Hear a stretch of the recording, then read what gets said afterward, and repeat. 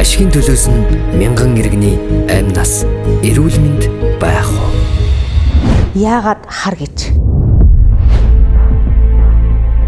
Тэд яг ийм хар бараан түүрэн дунд амьдарч байгаа болохоор тэр. Яагаад хар гэж вэ? Тэдний итгэл, сэтгэл, ирээдүй яг ийм хар бараан байгаа болохоор. Тэд гэж хэм бэ? Хавдраа үсэх шалтгаан би доосноос үссэн гэж үзэж байна. 7 аймагт үр золвсон. Энэ тэнд л одоо уурхай. Тэсэлгээ яр шарах тийм ногоонтлоготой тийм тууралт моралт их. Тэд бол Өмнөг аймгийн Цогццын сумын Цагаан Аваа багийн иргэд. Эрдэнэс тавталгаа компанийн уурхаан үйлдвэрлэл овоолохдоо 2010 оноос хойш хаяад ирлэн амьдарсан Өмнөг аймгийн Цогццын сумын Цагаан Аваа багийн иргэд эрхээ хамгаалахын тулд төрийн байгууллага байгуулсан байдаг. Өнгөрсөн хугацаанд тухайн компаниас хизээ хэрхэн нүүлэх тухай лавлж байсан ч судалж өгнө гэдэг хариултаас өөр хариуг аваагүй байна. Тэр байтугай нүүлгэлтийн зардлын тооцоог нууцын зэрэгэлттэй хэмээн үзүүлэхээс татгалцсан байдаг. Албан тоот ингээд ямарчсан ерөнхий сайд өгсөн. Тэгээ энэ хариу бол ирээгүй байдаг. За Эрдэнэс тавталгаараа бид нар бол удаадраа бичгийг бол одоо ингээд 19 онд ч өгсөн, 20 онд ч ингээд өгсөн байдаг. Хариу бол ирдэг Эрдэнэс тавталгаас ирсэн хариунд нь дандаа бөөрн хэлсэн. Одоо судалж байна гэдэг юм уу? Одоо тодорхойгүй байна ч гэдэг юм уу? Дандаа нэг иймэрхүү хариулт ирдэг. Шийдвэр авах төвшөнтэй хүмүүстэй уулзахгүй очихлоор бидний хүлээж авдаг. Нүүлгэн шилжүүлэх юуны зардлын тооцоог гартсан байгаа. Нүүлгэн зардлын тооцоог нь болохоор тон танилцъя ихтэй зэрэг энэ болохоор нууцын зэрэгэлттэй гэдэг бидэнд танилцуулдаг. Энэ хязгаар гарсан юм бол энэ 19 онд ямарчсан нүүлгэн шилжүүлэх тооцооныг дууссан.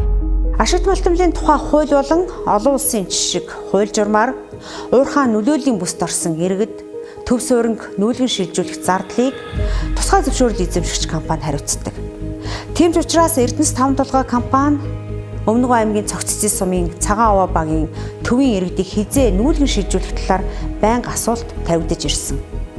Яг 2 жилийн өмнө үүнд Эрдэнэс тавталгаа компанийн холбогд хаалбаныхан тус хариултыг өгч байсан байх юм. Тэгээд 19 онд бид нүүлгэн шилжүүлэлтийг хийнэ. Ер нь бол эн чинь ган хоёрыг захирал одоо томилогдсноос хойш энэ хамт ажиллагааны гэрээ гэж амьдсан баг. Тэрнээс өмнөх захирлууд чухам яаж ажилласныг би мэдэхгүй. Хамт ажиллагааны гэрээ байгуулснаас хойш бол бид нар бол олон ажлыг явуулж байгаа. Тэрнээс өмнөхөд бол нийгмийн хариуцлагын асуудал дээр бол үнэхээр асуудалтай байсан юм байна. Одоо бид нар гэрээ байгуулсан учраас ажлууд маань явж байгаа гэж байна. Өнөөдөр 2020 оны 5 дугаар сар Өмнөг аймгийн Цогццын сумын Цагаан Аваа багийн төвийн болоод ойролцоох иргэд Эрдэнэс тавталгаа компани нүүрсний их овоолго, их тээвэр, дуу чимээн дунд 10 дахь жилдээ амьдарч байгаа нь. Өдгөө энэ компани нүүрсний овоолго Цагаан Аваа багийн төвд ойролцоогоор 800 м-ийн зайд, харин нүүрс тээврийн зогсоол хагас километрийн зайд тулж ирээд байгаа юм. Яагаад хар гэж? Тэд яг ийм хар бараан түүрэн дунд амьдарч байгаа болохоор тэр. Тэд гэж хэм бэ? Хавдраа үсэх шалтгаан би доосноос үссэн гэж үзэж байна. 7 аймагт үр золвсон. энэ тэнд л одоо уурхай. Тэсэлгээ яр шарах тийм ногоонтлоготой тийм тууралт моралт их.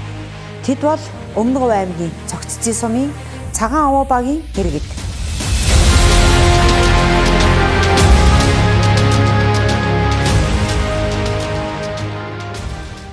Цагаан Аваа багийн төв 5 толгой тосгон дээр түшгэлж байгуулагдсан тухай бид өмнө мэдээлж байсан.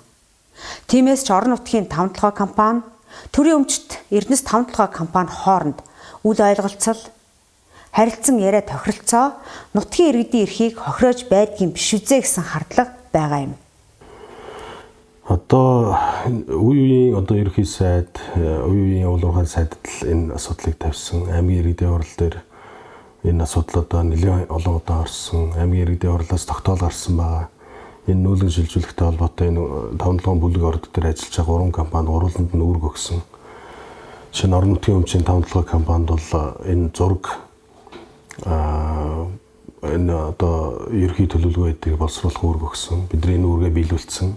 За Өмнөг аймаг Цогццын сум Цагаан Аваа багийн шинэ суурьшлийн бүсийг шийдсэн байна.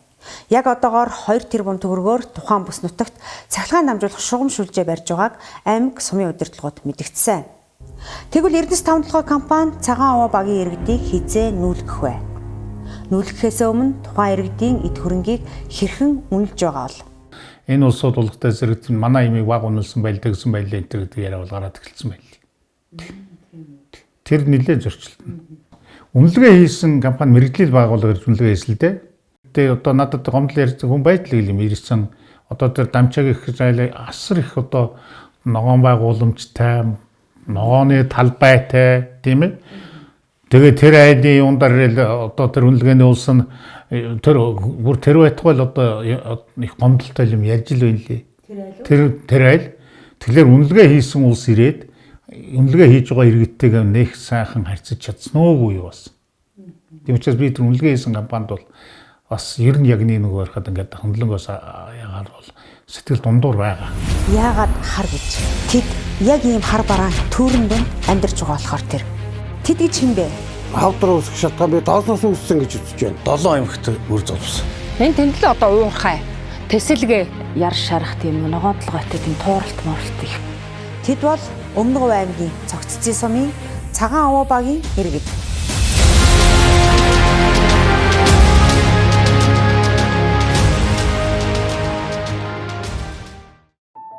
Судлаачид Өмнөг Хувь аймгийн Цогццын сумын цагаан овоо багийн тухай. Монгол улсын засаг захиргааны анхан шатны нэгжийн нутаг дэвсгэр түүнд харьяалагдах иргэдийн эрх ашиг аж ахуйн нэгжийн хүсэл зоригоос дорд үзэгдэж байна. Энэ бол төр хүний эрхийг зөрчдөг сонгодог жишээ. Түгээмэл эрх хөгжил төрийн бус байгууллагын төлөөлөн удирдах зөвлөлийн дарга өмгөөлөгч Саруул. Томоохон компаниуд нөлөөлөлд өртсөн айл өрхүүдэд нөхөн олгоруулгах, нүүлгэн шилжүүлэх тохиолдолд амжиргааг нь хамгаалах бодлого боловсруулж ажилдаг жишг олон улсад бий.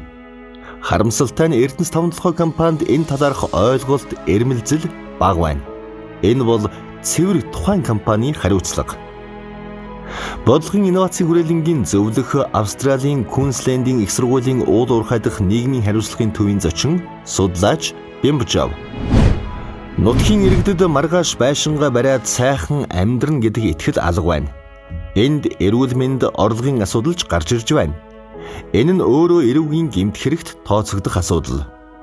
Хүний эрх хөгжил төвийн тэргүүн уран цоож. Хойноос ирээд хот минийх гэдэг нь болж байна.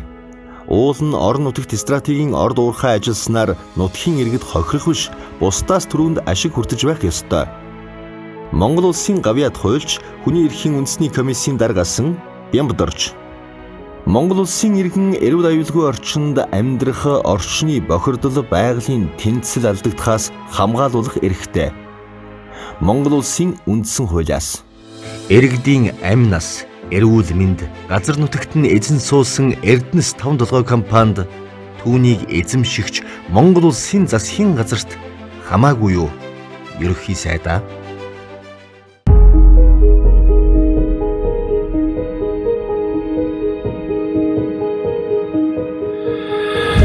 Ашигын төлөөс нь мянган иргэний амь нас, эрүүл мэнд байх уу?